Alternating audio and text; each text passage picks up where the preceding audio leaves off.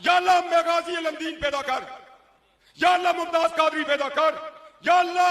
अब्दुल कयूम अजहरी पैदा कर, गुलाम गौस अजहरी पैदा कर। बात अकीदे और मसले की है दोस्तों, मैं इसलिए आया, ये उलमा का जिम्मा है, जन्नत के सब तलबगार है, और अपनी नस्लों को बताओ दफाए खत्म नबूवत के लिए घर घर अल्लाह वसाया पैदा करो, अतुल्लाह शाह बुखारी पैदा करो, गोंडे का पीर मेहर अली पैदा करो।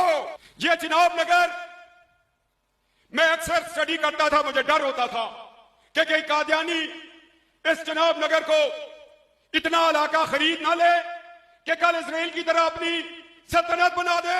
मगर ये नूरानी और जहादी और जहाद फी सबीलिल्लाह के चेहरे तजद्दुज़ार आज यकीन दिला रहे हैं कट जाएंगे, मगर कादियानी को पाकिस्तान के अंदर नापाक रियासत के वजूद के लिए नहीं छोड़ेंगे। ये कॉन्फ्रेंस का मकसद यह मकसद नहीं है कि हम आए आज एक करो अल्लाह के साथ हाथ उठाकर, अल्लाह हमारी नस्लें क़यामत तक दफा खत्म नबूवत करेंगी, या अल्लाह मेगाजी अलमदीन पैदा कर, या अल्लाह मुमताज कादरी पैदा कर, या अल्लाह